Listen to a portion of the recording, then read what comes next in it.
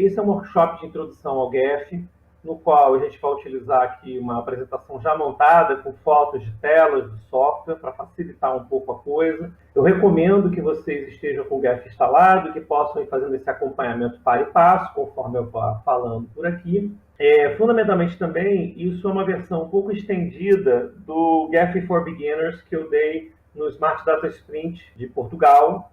Eu criei um arquivinho no Notepad. Basicamente é como se fosse um Notepad online, onde todo mundo pode mexer e editar. Bom, o nosso caminhozinho que nós vamos tentar percorrer aqui, ele começa por uma rápida discussão sobre o que são grafos.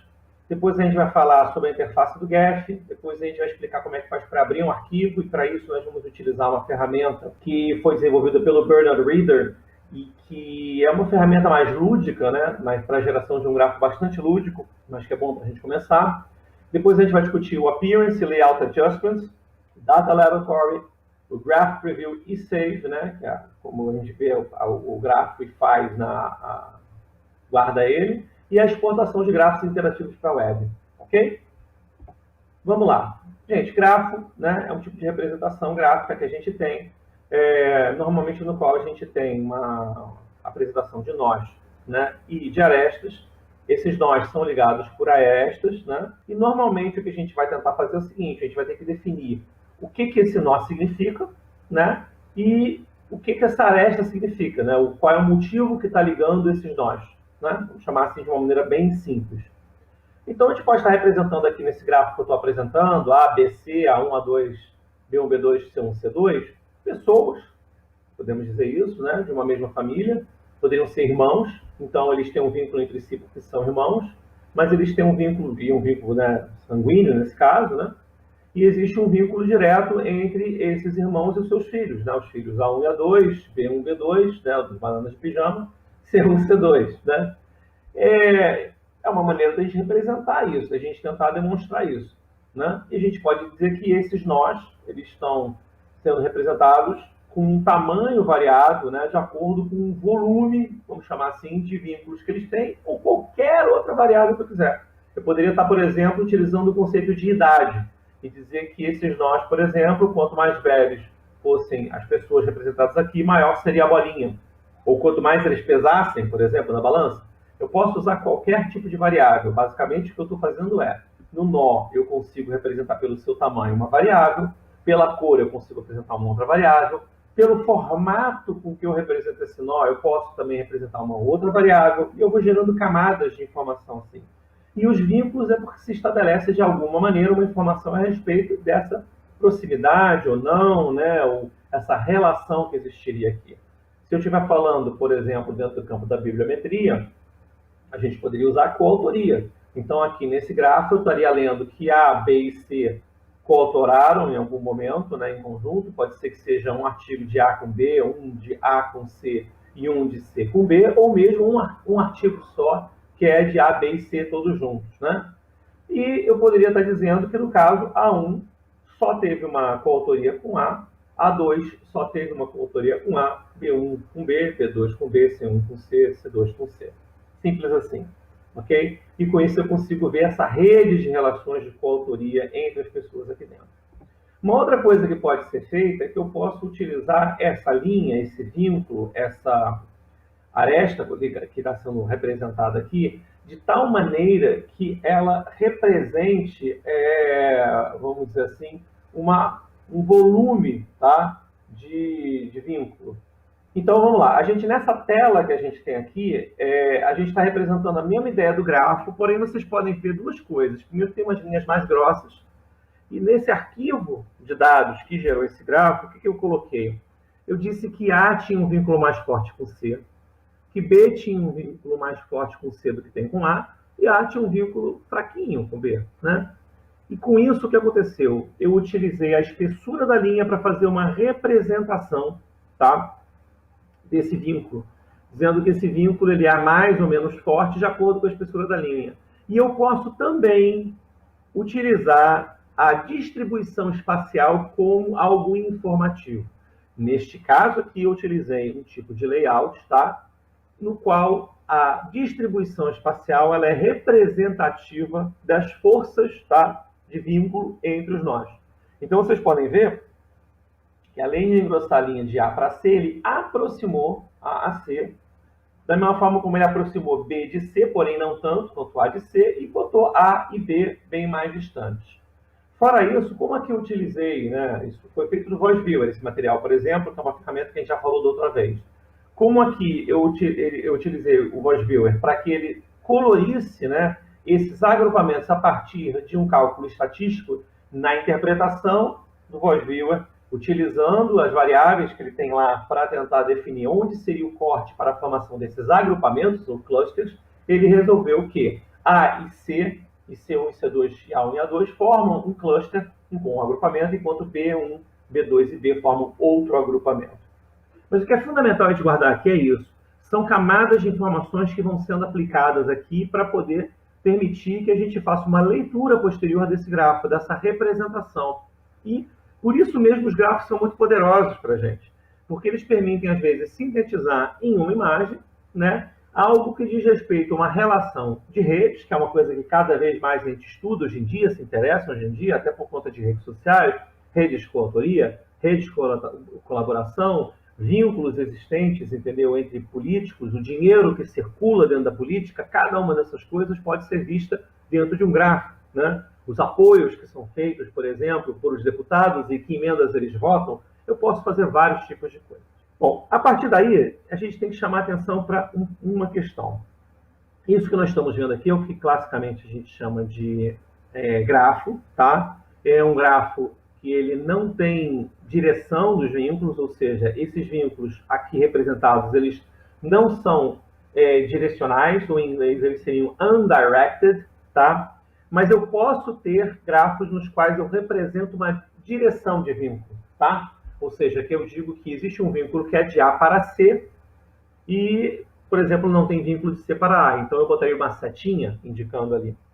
Ou eu poderia ter até um vínculo de A para C e um vínculo fraco de C para A, que poderia ser representado por setas num sentido e no outro com espessuras diferentes, ou por uma seta ligando um lado ao outro, porém com um tamanho da seta diferente, para demonstrar que a força é maior num sentido do que no outro. Tá? Esses tipos de grafos que são directed graphs, direcionais, são chamados de digrafos. Tá? Não é muito comum a gente utilizar esse termo de grafos, é só para o pessoal de teoria dos grafos que usa mais. Para os nossos usos gerais, a gente normalmente chama de grafo direcional. Tá? Mas é só porque se vocês lerem em algum momento sobre grafos, vocês vão entender o que significa. Né? E grafos são esses grafos que têm direção no vínculo. Uma outra coisa importante é que, normalmente, você também interpreta a direção, quando essas linhas elas são curvas, a direção das linhas também serve de dica de qual é o sentido que você tem de vínculo. Ou seja, quando você tem setas que são curvas para fazer essa representação, porque provavelmente você utilizaria duas setas, elas, quando estão girando no sentido horário, elas estão indo do primeiro ponto para o segundo ponto, ou seja, elas saem de um em direção ao outro no sentido horário, então elas estão indo nesta direção. A gente sabe qual é a direção que está seguindo a seta, porque a seta sempre vai na direção no sentido horário, como se estivesse girando no sentido horário, ok? Bom, nós estamos vivendo aí um momento relativamente complicado por conta da pandemia, e para explicar mais ainda a questão dos grafos, nós vamos utilizar uma ferramenta que na verdade, um site que tenta mostrar, por intermédio de uma interface de gráficos, o processo de prevenção de uma cadeia epidêmica. Fica nesse site, na verdade, se não me engano, é vaxheroquap.com, mas tem que botar game também. Se vocês forem lá para dentro do Launchpad, que eu chamei a atenção, esse sitezinho Launchpad Live Gap 2020, é logo este primeiro link aqui, é só copiar. E aqui a gente pode escolher uma dificuldade, tá, dessa relação do jogo. Vou botar fácil, porque, né, estou querendo complicar muito a minha fase.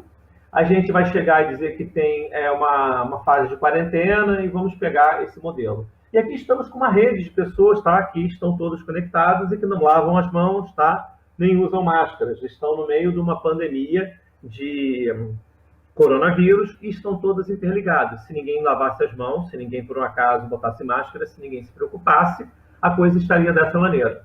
Bom, aqui no caso tem uma vacina, então vamos imaginar que a gente esteja falando do H1N1, né? Não estejamos falando efetivamente aqui do caso do coronavírus, porque o coronavírus ainda não tem uma vacina.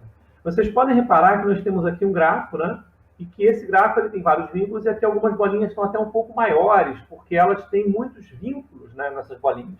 Se eu tivesse que pensar em vacinar as pessoas aqui, eu pensaria de alguma maneira em gerar bloqueios, né, que conseguissem ajudar na formação de grupos um pouco mais contidos, de maneira a preservar a população como um todo e diminuir ao máximo o número de infectados. O que eu posso pensar então aqui? Vou vacinar esse daqui, por exemplo, que é uma bolinha, né, que é uma bolinha mais forte, né, mais gordinha, né, tem muitos vínculos. Eu vou pegar essa aqui também, vou fazer uma vacina aqui. Estou tentando, ó, romper, no final das contas, a minha cadeia, né, de vínculos. E agora eu vi que eu tenho, basicamente, se eu tivesse mais 3 vacinas, eu conseguia separar esse gráfico em 2 componentes. Você vê que isso aqui tem um componente só, a gente chamaria isso aqui de componente gigante, né? Mas eu já vi que eu não tenho como separar esses componentes simplesmente em poucas vacinas. Eu vou ter que lidar depois com o processo de propagação do vírus aqui, né? Bom, eu vou tentar segmentar por aqui para dar uma certa facilitada para mim na situação e eu vou arriscar também fazer essa desvinculação aqui, talvez por esse ponto aqui. Bom, começou. Opa, começou. Ah, gente, agora começou. Tem que dar um jeito. Eu vou botar em quarentena um aqui. Vou botar esse cara de quarentena aqui para tentar. Olha, já botei um outro cara aqui correndo de quarentena. Olha, talvez eu consiga. Peraí, eu tenho que tentar evitar porque a coisa está ficando brava. Eu já salvei uma parte da população com a quarentena, gente. Olha que maravilha. Tem que tentar correr aqui para tentar resolver isso aqui. Ah! E no final das contas, digamos assim, o nosso surto, o outbreak, has run its course, ou seja, o surto ele teve o seu curso e por intermédio de ações de quarentena eu consegui fazer com que ele não tivesse mais como se propagar, porque não tem mais nenhum repositório, né? Então, a princípio, ele chegaria ao fim. Bom, hipoteticamente, se não houver nenhuma mutação, por exemplo, quando a gente fala aqui do caso do coronavírus, que torne ele novamente reinfectante e a gente não tenha mais um novo surgimento, né, desse vírus a partir do contato com algum repositório, teoricamente um outbreak, né, ele poderia chegar, né, um surto ele poderia chegar ao fim e simplesmente se conter. Por isso, alguns cuidados que a gente vê, por exemplo, de cremagem de corpos e algumas outras coisas, né, o pessoal tem essa preocupação para tentar ver se consegue, de alguma maneira, vamos botar entre aspas, extinguir um determinado vírus, ok? Mas, enfim, esse é um joguinho que acho que vale muito a pena vocês jogarem, até porque isso é muito didático nesse momento para entender. Se eu simplesmente pedir um new game aqui, né, eu posso pedir novamente com easy, vou pegar a Quarantine Phase, por exemplo, ele está como turn-based ou real-time, ou seja, eu posso ter que estar correndo que nem um doido para a quarentena, né? Ou posso simplesmente dizer que não quero isso, eu posso fazer um custom network, aqui tem umas outras opções, mas eu vou botar aqui só o easy mesmo, com a minha vacina, e vou tentar novamente agora, rapidamente. Então, só sem perder muito tempo, para a gente não se peguei umas vacinas aqui, apliquei, e tentei romper esse material aqui, mas eu já vi que eu tenho uma dificuldade grande de... Ah, peraí, vou conseguir.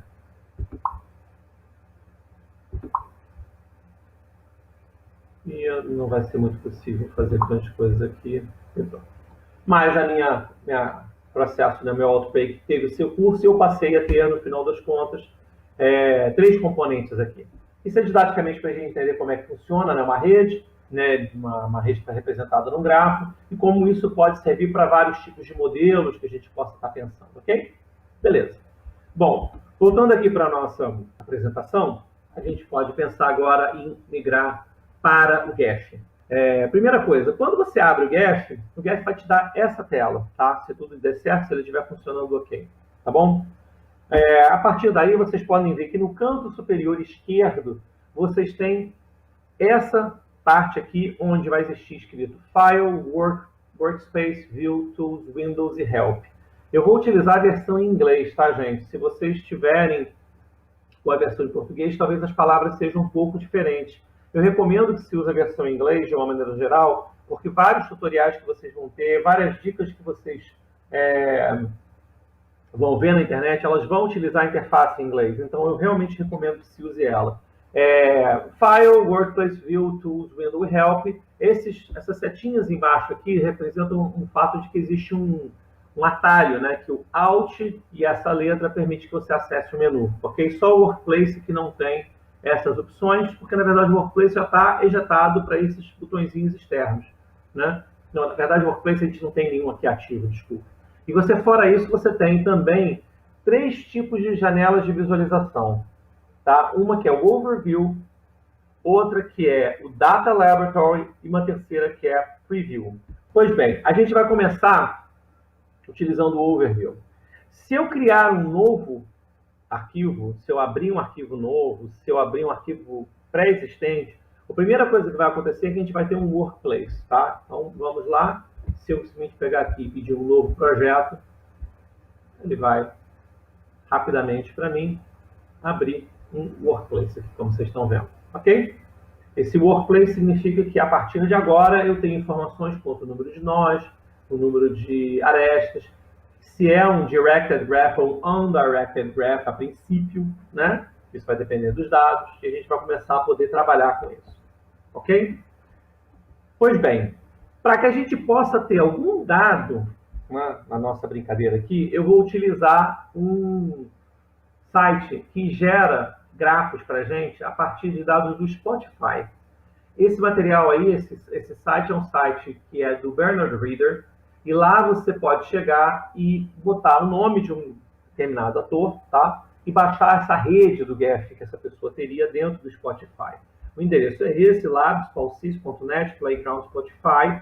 Se você for lá no Notepad, tá? O endereço bonitinho aqui que é só copiar e colar.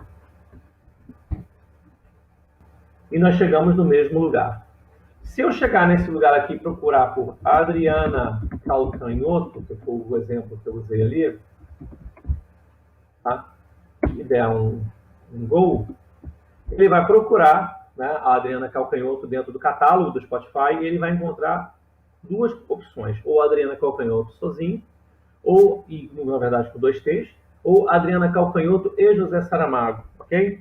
Eu fiz aqui quando eu fiz a minha busca, né, por Adriana Calcanhoto.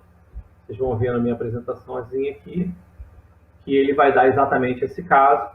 E a partir daí eu vou fazer a seleção da Adriana Calcanhoto, né, que era aquela com 2 T's aí que eu estava errando. Vou selecionar ela aqui, ok?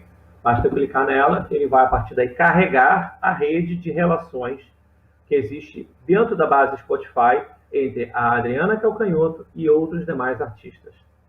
Basicamente se uma pessoa dentro do Spotify curte a página da Adriana Calcanhoto e curte a página do Caetano Veloso, por exemplo, vai existir uma linha de vínculo entre a Adriana Calcanhoto e o Caetano Veloso. Ok?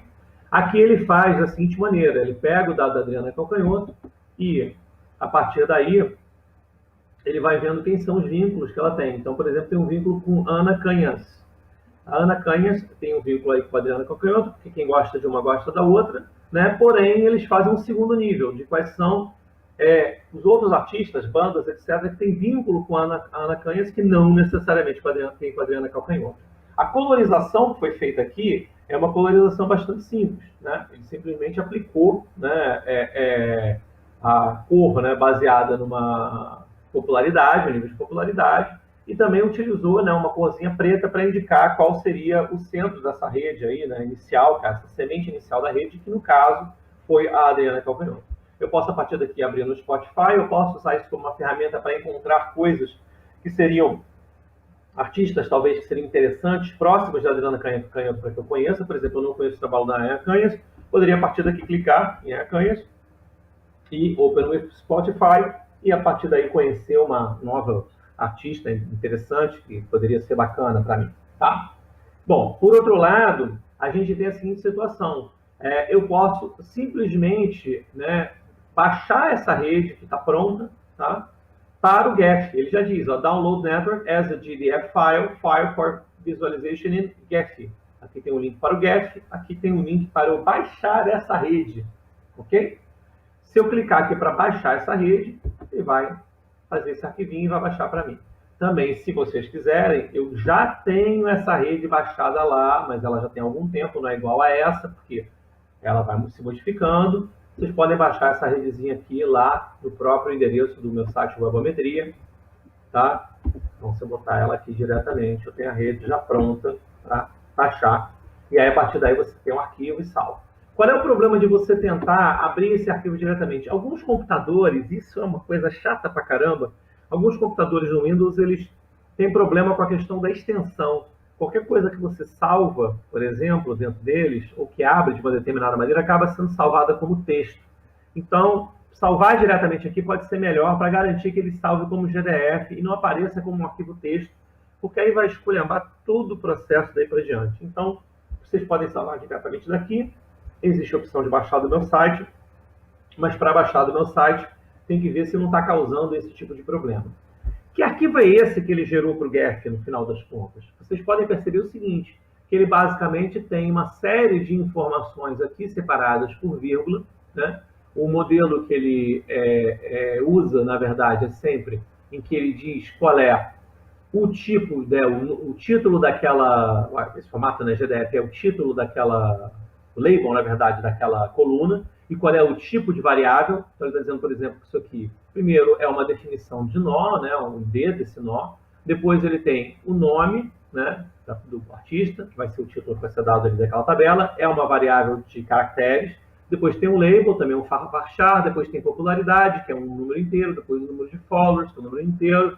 Depois tem gênero, que é um varchar também, né, uma variável, né, de texto, né, vamos chamar assim.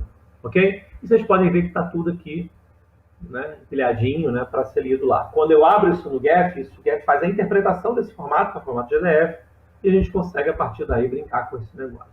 Eu vou pegar, fazer aqui um file, open, né, e vou dar para a minha área de trabalho lá, e vou tentar dentro da minha pastinha, eu poderia pegar dos downloads, mas aqui eu vou pegar na LiveGEF que eu já tenho.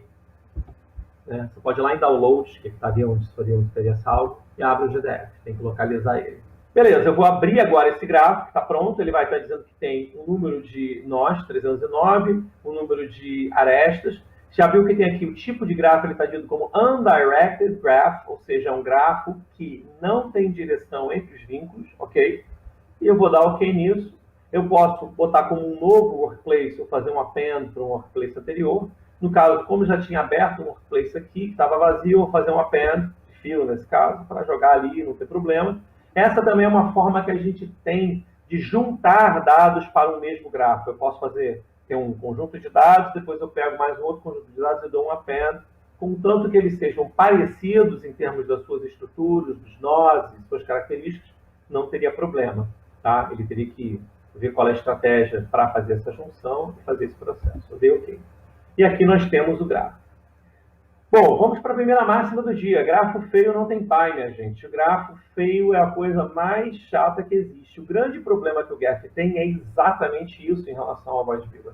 O Voice Viewer ele tem um wizard que leva você from zero to hero. Você começa com um dado bibliográfico e no final você tem um grafo lindo, maravilhoso, que te dá a ideia de sucesso, que você conseguiu. O GEF, ele é bruto, ele é rude, ele te dá um grafo feio. Você quase não acredita que você vai começar o seu trabalho a partir de um grafo tão feio quanto esse. Vamos lá para a nossa apresentaçãozinha de slides, para a gente poder chegar e seguir o caminho. Você vê, por exemplo, aqui seria o salvar, que eu falei, e depois você poderia dar o open, né, do arquivo, para poder abrir o arquivo na pasta de downloads, ver que é o mesmo undirected graph aqui, e chegar no mesmo grafo feio, né? Parecido. Esse primeiro layout é chamado layout randômico, né? Ele não tem qualquer tipo de aplicação de layout feito, então ele não está utilizando para nada, né, o posicionamento de cada um desses nós. Ele simplesmente está com os nós largados aí, do jeito que deu, ou ao Deus dará praticamente, né? A primeira coisa que a gente pode fazer é tentar montar, escolher uma corzinha para esse grafo, né? Porque, vamos dizer, um grafo, né, colorido sempre é um pouco mais legal. A questão, né, de mexer na aparência do grafo está sempre nesse cantinho do lado esquerdo, superior esquerdo, chamado Appearance, ok? E é no Appearance que a gente pode fazer essas modificações. Vamos lá para o nosso grafo aqui, a gente pode ver que existe a opção de mexer nos Appearance pelos nós ou pelas arestas. Nós vamos mexer na dos nós, e para os nós ele tem 3 tipos de opção. Ele tem uma opção que é Unique, Partition or Ranking.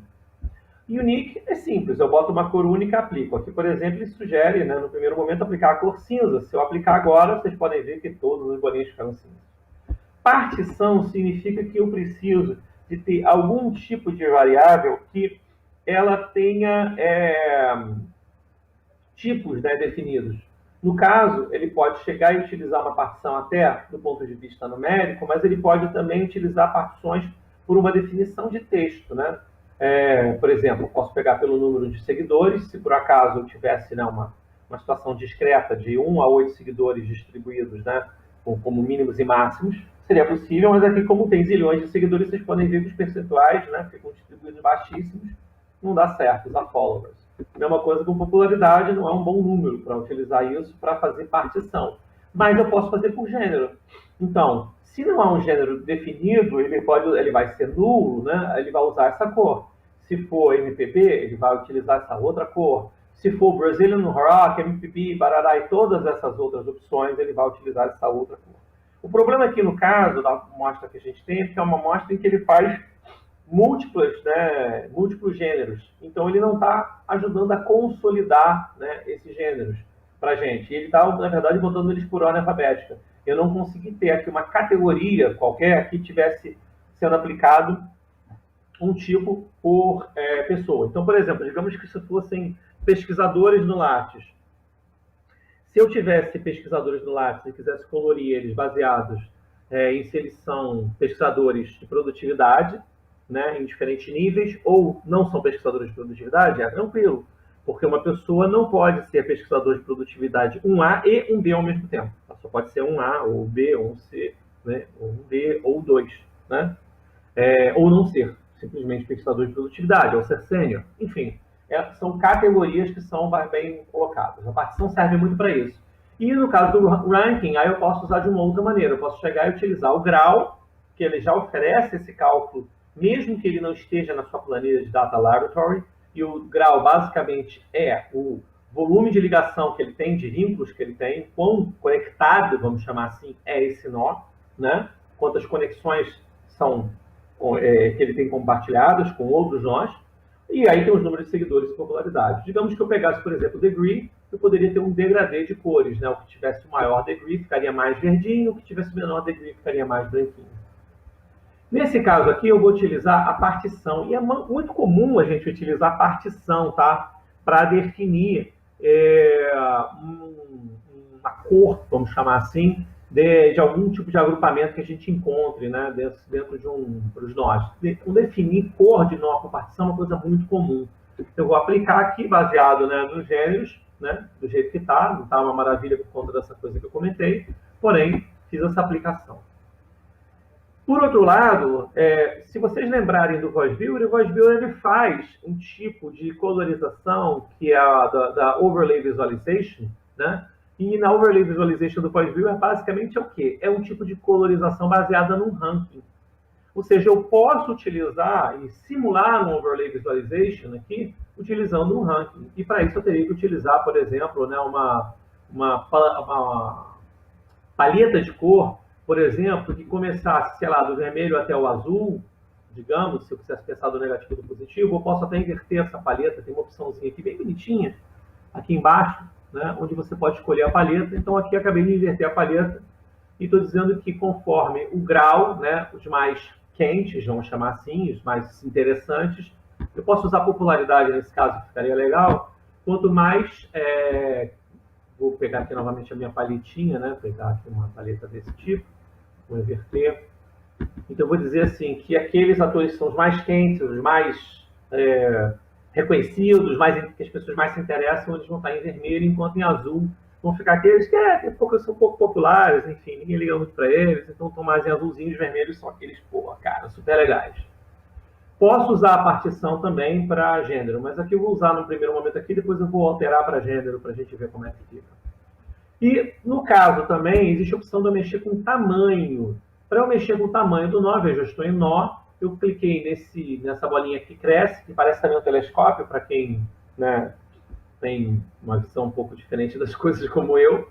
E você pode usar um tamanho único, eu posso usar um ranking. E eu posso usar para isso um atributo. Nesse caso do ranking, um atributo numérico é tudo de bom. Então, eu poderia usar a mesma popularidade para dizer que quanto mais popular eu quero que fique maior esse nó, quanto menos popular eu quero que ele fique menor. E vou aplicar aqui. E vocês podem ver que, de fato, as bolinhas, quanto mais vermelhas, maiores são as bolinhas.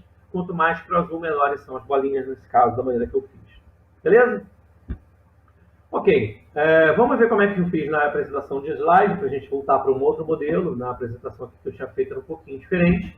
Eu utilizei como partição, né, a cor, né, que eu utilizei para essa partição foi o gênero, tá?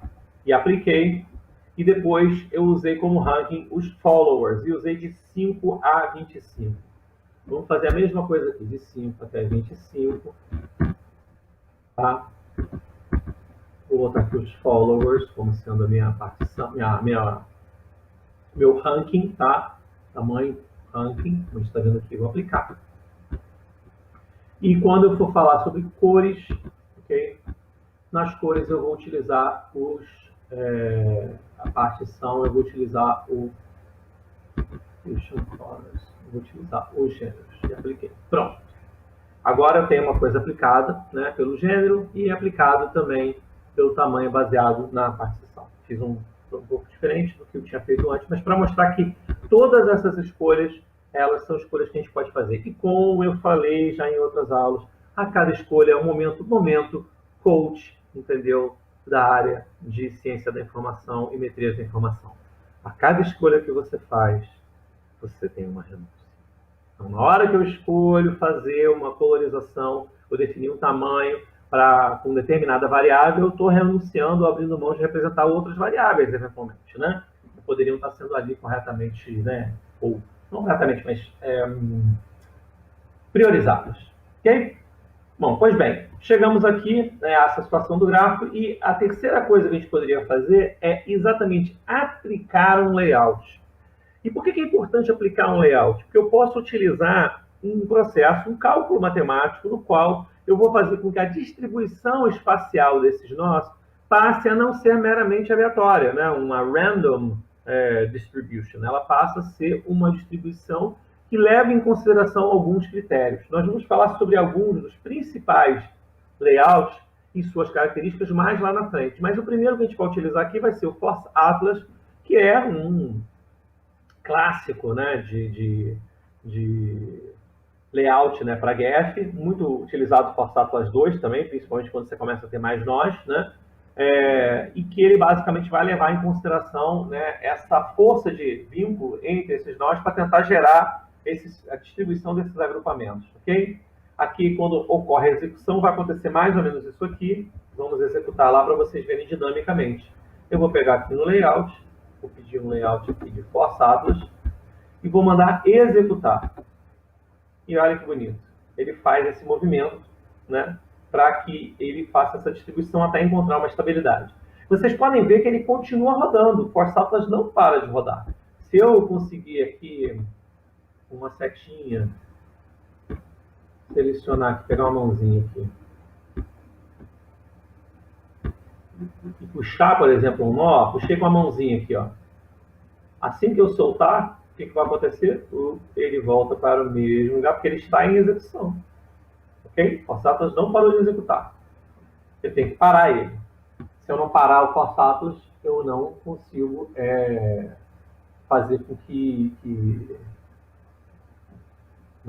fazer com que ele, né, deixe eu fazer as alterações que eu quiser. Se eu agora pegar com a minha mãozinha, conseguir segurar um nó e puxar, você pode ver que o nó fica para lá. Ó. Posso estragar todo o meu grafo. Ó. Fiz aqui um montão de besteira, estraguei o meu grafo. No momento que eu executar, o que vai acontecer? Ele volta na busca da estabilidade dele. Ou seja, ele tem uma busca de estabilidade, né, baseada nesse cálculo matemático. Como ele é um layout que ele não termina a sua execução, ele continua executando para sempre, se eu tenho um volume muito grande de nós, isso pode ficar, né, demorando bastante. Né? Então é muito importante que a gente espere chegar nesse momento em que a coisa está estabilizada, a coisa ficou boa, tranquila, que não teve mais problema. Tá? A gente normalmente numa tese, numa dissertação, num trabalho de conclusão de curso, a gente acaba descrevendo isso. Olha, o Force Atlas foi executado até o grafo encontrar uma estabilidade, né? Mas quando a gente faz um artigo científico, a gente nem comenta isso em sementísticos ou fosfátulos, porque é autoevidente para qualquer pessoa que utilize o GERT que deve se esperar esse processo, deve se executar até que chegue na estabilidade. Vou parar ele agora, ok? Eu posso clicar nesse botãozinho aqui que tem essa pequena lentezinha, que é o Center Graph, para dar uma centralizada e ele normalmente dá um pequeno zoom também para facilitar essa minha visualização. E eu tenho agora um gráfico, né, bonitinho, com, né, uma boa distribuição. A gente começa a ver que, por exemplo, parece existir algum agrupamento aqui, um outro agrupamento, talvez aqui, talvez um outro para cá. Começa a ter uma percepção, né, dessa distribuição e desses possíveis vínculos, né, por conta dos gostos das pessoas, que podem significar, talvez, temáticas da área de música, né, artistas que normalmente as pessoas gostam mais porque são do mesmo gênero musical, etc. A expectativa, normalmente, até é que essas cores fiquem um pouco mais próximas, como até, de certa forma, estão. O problema é que maior é que a gente tem mais de uma categoria para cada uma dessas coisas, mas você pode ver que o rock nacional brasileiro meio que está nesse cantinho aqui em preto, tá vendo? Então, esse Brazilian Rock, por exemplo, parece estar nesse canto de cá. Tem umas outras cores que a gente pode tentar detectar aqui brevemente, né? Que tem um pouco de bossa nova, né? E bossa nova e choro, elas ficaram mais ou menos próximas desse outro lado de cá. Voltando para a nossa apresentaçãozinha, né? Vocês podem ver também que a gente pode simplesmente ativar os labels. E os labels basicamente são o quê? São os nomes dessas bandas, né, e pessoas, para que a gente possa visualizar lá dentro do gráfico. E quando eu faço essa ativação dos labels, que é um Tzinho que fica lá embaixo, tá? No seu gráfico, é que eles vão aparecer. Se eu não ativar, eles não vão aparecer, né? Eu vou tentar fazer aqui um jeito de ativar isso aqui, porque é difícil, porque ele tem um... Ai, droga, vou tentar fazer um jeitinho. Vou fazer assim, pronto, vou voltar no meu caso, porque tem um... E vocês podem ver que entrou aqui. E eu posso também ajustar o tamanho desses labels utilizando essa funçãozinha aqui, que tem nesse canto, tá? Que é o Tzinho, Tzão, né? Onde eu posso utilizar um tamanho único, eu posso aplicar um ranking baseado em algum atributo, né? O atributo que foi utilizado aqui, se não me engano, foi o do followers também, né? Só para saber. Eu vou utilizar aqui o atributo de followers e vou aplicar com o menor tamanho 0.5, menor tamanho 1. Ele vai fazer uma escala com isso, fica um pouco mais agradável também. Ok? E aí, gostaram? Legal, essa primeira parte agora já está aí para quem quiser ver. A segunda parte vai falar sobre a questão de como salvar o seu grafo para ter uma qualidade para poder mandar para impressão e também como é que você faz para colocar num formato interativo que você pode postar, por exemplo, no seu site ou no site da sua instituição, ok? Curtam o canal, dê um joinha no vídeo se gostaram, um abraço e até a próxima!